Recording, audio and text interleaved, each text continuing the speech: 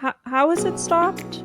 Um, I think we're the ones that always come to you, Belle, consistently. I think I've always reached out to you. Uh, we have talked a few times every week.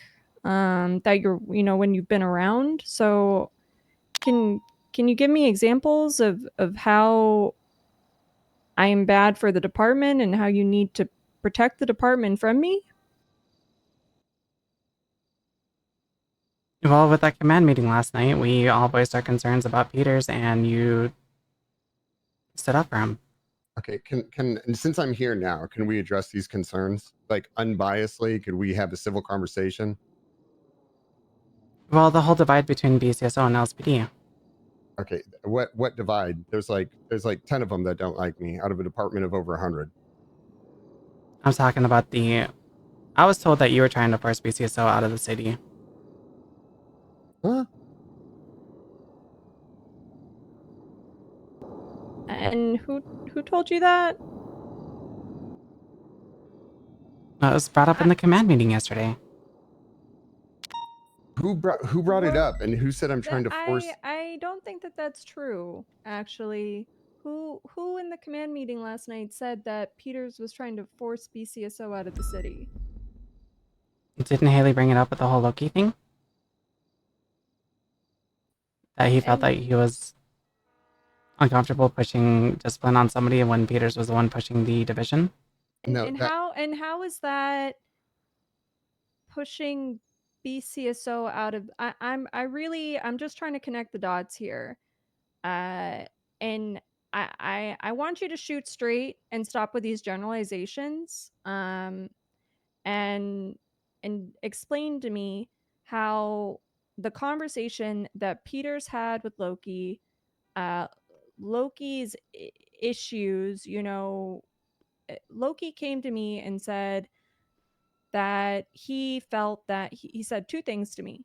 He felt like he couldn't discipline, uh, cadets because he was seeing cadets sort of mimic, the banter that Peters was having. And he backtracked on this. I kind of let him backtrack on it because I kind of just wanted this whole situation to not get overblown. But Loki also said to me that I won't go into that. But explain to me how that is pushing people out of the city. A general attitude. If you're making jokes about BCSO, I feel like they're not going to be welcome down in the city. Okay, that is the most dog shit. Excuse me, respectfully, that is the most dog shit take ever. So if you make a joke in passing, basically, so far what I've got from you is you just don't like jokes. You can't If joke it's with detrimental somebody. to the department, then no. How is it detrimental to the department? You're making a joke about another department. How is that not detrimental? Well, what is okay? Can you explain to me? Explain to me how it is. So I can't joke with other people in the other departments. It depends on the joke. Sorry, I haven't been given the examples of the jokes that were told. Right, but the thing is you're running with the narrative. So it's like you're And holding a grudge with me. You're holding a grudge over me, and you don't even know the examples. Do you see? Do you not this see? is That's also one thing I did bring up in the command meeting last night, specifically that I don't want people to go around speaking about other people anymore, and I want people to speak directly to them. So, what is happening with that? Because now we're back at this where you're obviously having lots of conversations about Peters. You are not coming directly to us. You're not trying to resolve the situation.